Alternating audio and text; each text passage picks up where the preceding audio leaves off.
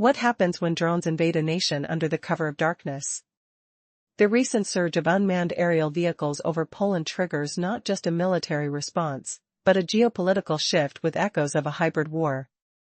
On that fateful night, as alarm bells rang, Warsaw found itself on high alert, mobilizing its air defense forces and sweeping the skies for debris, setting the stage for an unprecedented conflict. In a charged meeting of Poland's National Security Council, President Karol Nawrocki delivered a grave and emotional statement. He declared that any lingering doubts about Poland's role in a hybrid war were erased.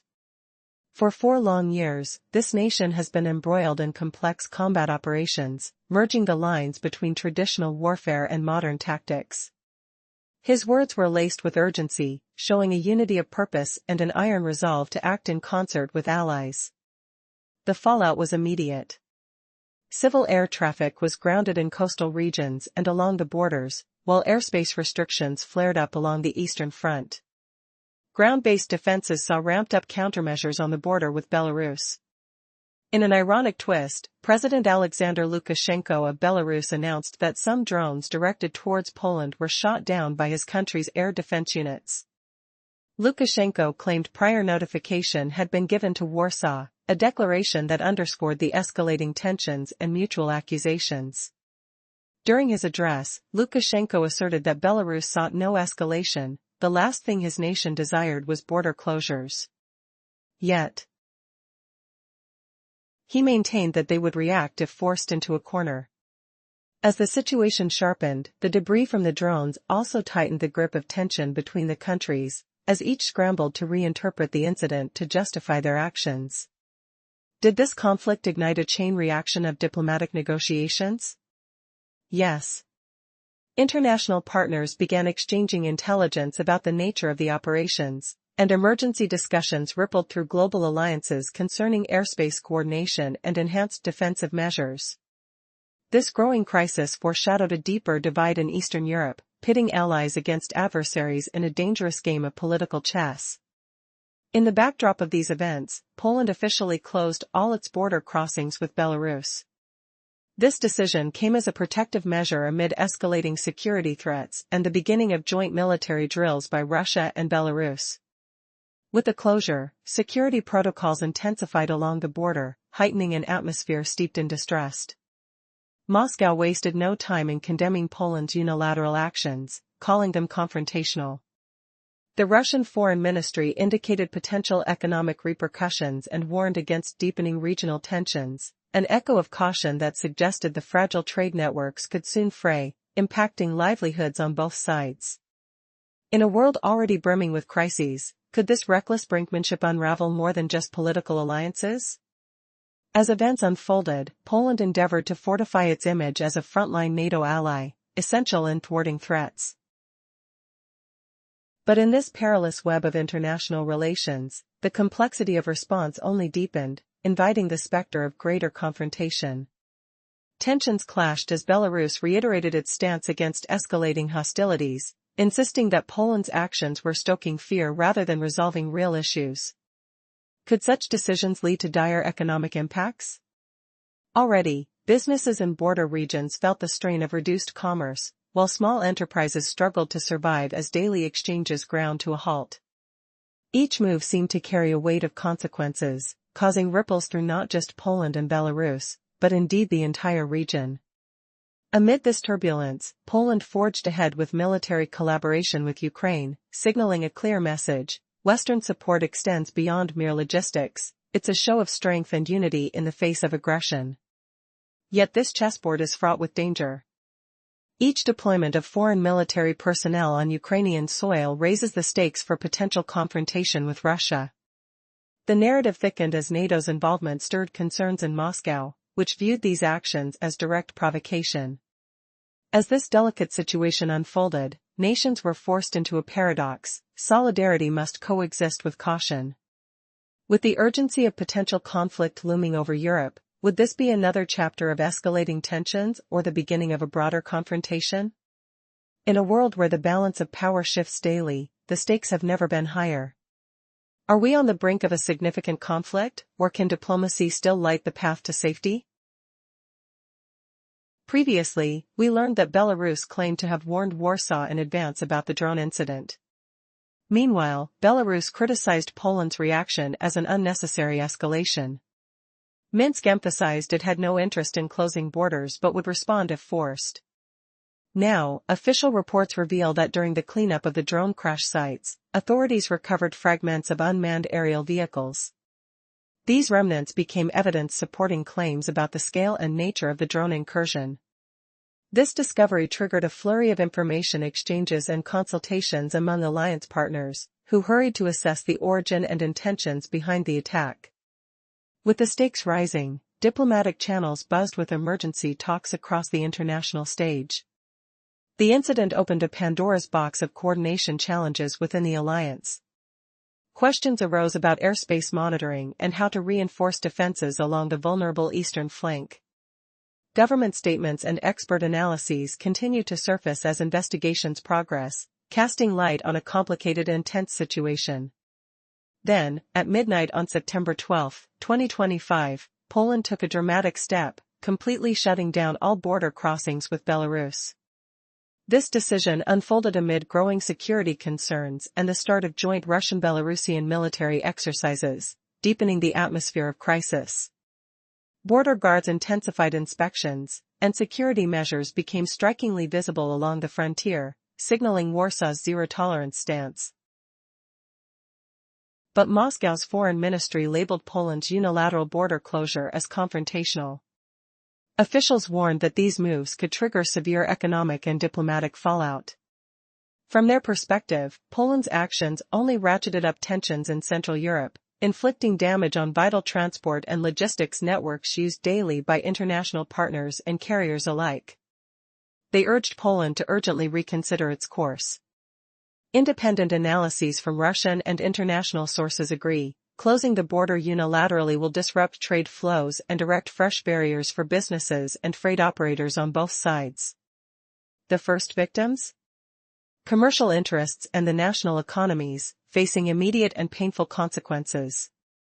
As borders tighten, the ripple effects threaten to choke supply chains critical to the region's stability. Could this crackdown on border traffic mark the start of even greater upheaval?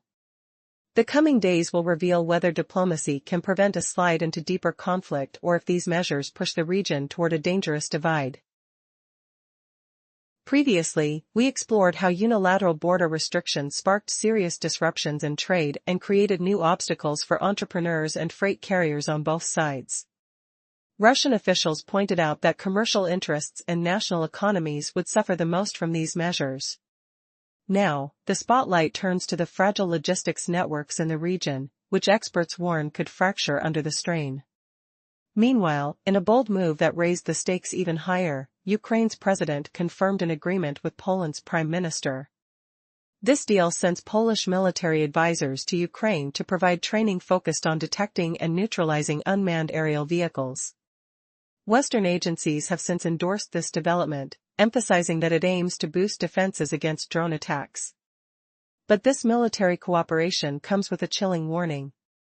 Russia's leader had already declared that any foreign troops on Ukrainian soil before a formal peace deal would be deemed a direct act of military interference, and legitimate targets for the Russian military. Russian officials reiterated this stance as talks unfolded about international technical and military assistance on Ukrainian territory.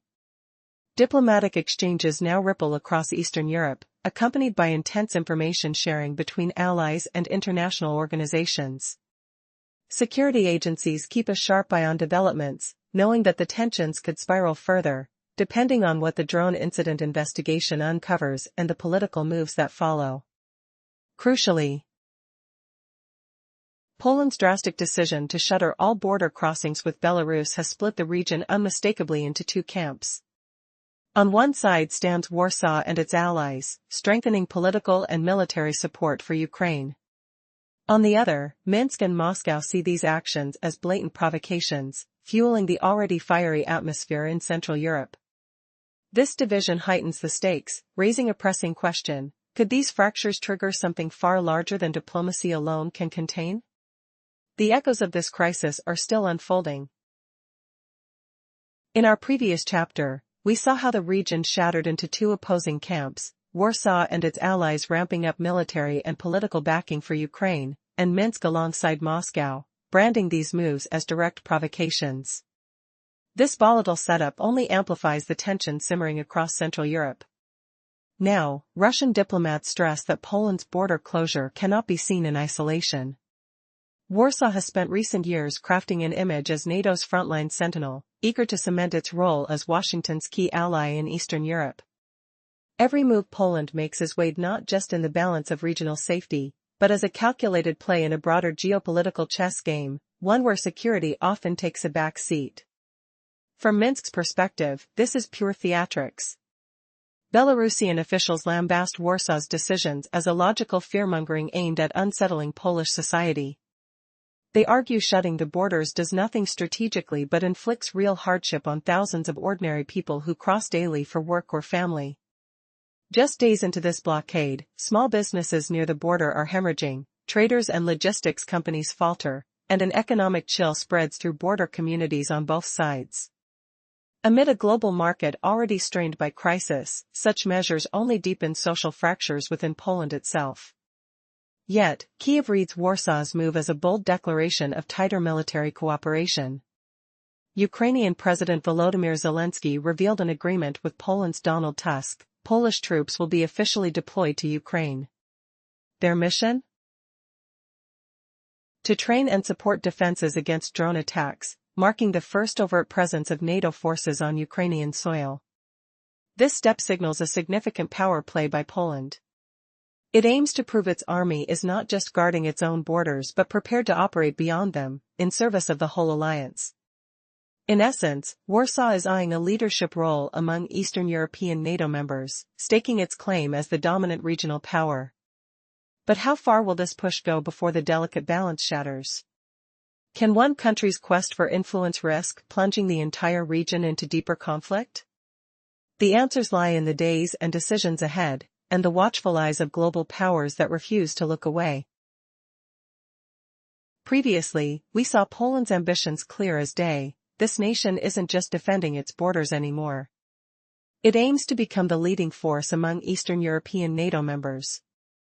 Warsaw wants to prove its military can operate beyond its own ground, acting in defense of the entire alliance. But this bold stance brings us closer to a terrifying possibility, a local conflict spiraling into a full-blown clash between Russia and NATO. Now, Moscow draws a hard line. Russian President Vladimir Putin warned firmly, any foreign soldiers stepping onto Ukrainian soil will be treated as active participants in the conflict. This chilling declaration isn't idle talk, it signals that these forces could become legitimate targets.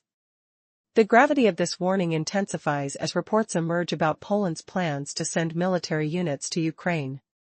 The atmosphere thickens with tension, like the metallic scent before a storm. Europe finds itself trapped in a dangerous dilemma.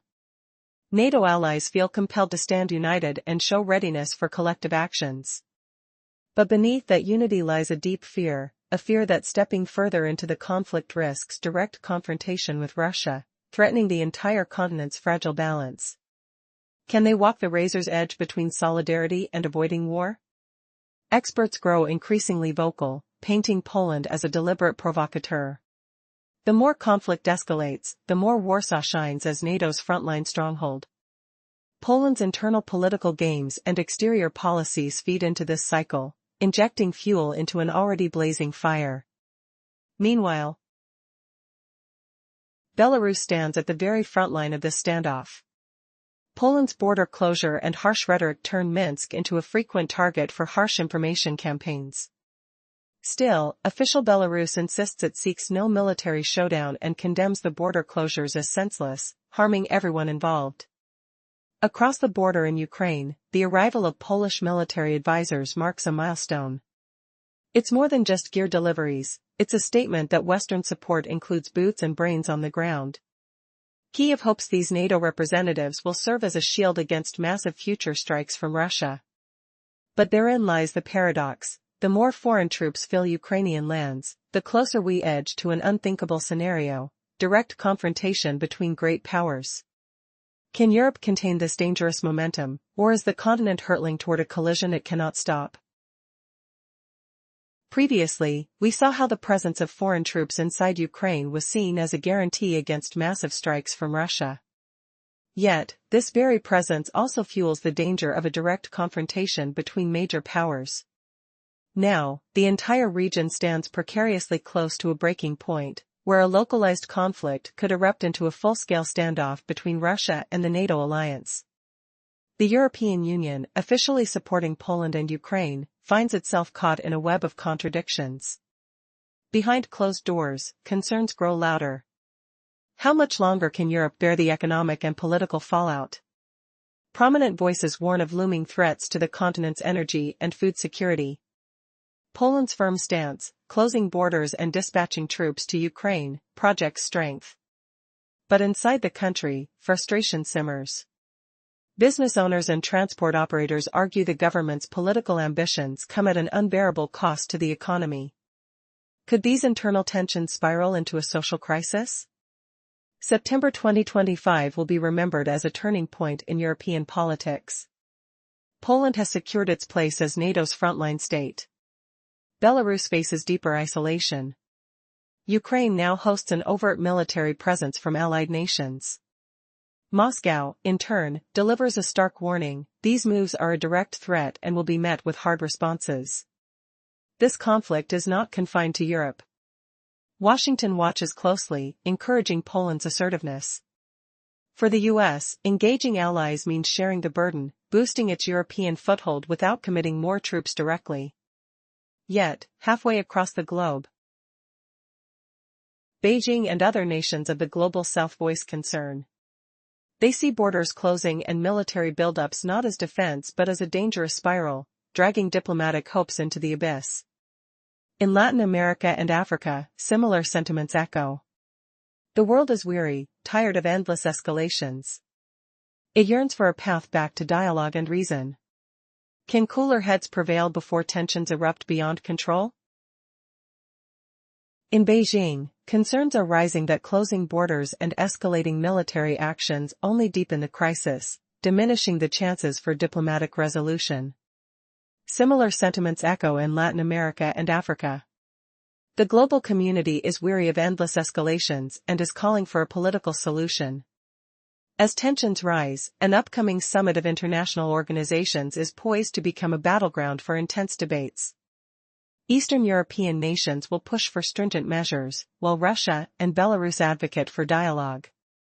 Meanwhile, major powerhouses from the global south will attempt to propose their mediation strategies. The outcome of these discussions will be crucial in determining whether the region descends further into conflict or finds an opportunity for de-escalation. The actions taken by Poland and its allies are not merely isolated incidents of regional tension. They represent a critical turning point in reshaping the balance of power in Europe. The events of September 2025 clearly illustrate that the rift between East and West is deepening. The decisions made in the coming months will not only impact Ukraine's future but also the fate of European security as a whole.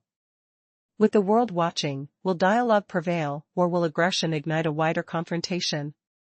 How will nations respond to this unprecedented crisis, and who will emerge as the key players in a reshaped geopolitical landscape?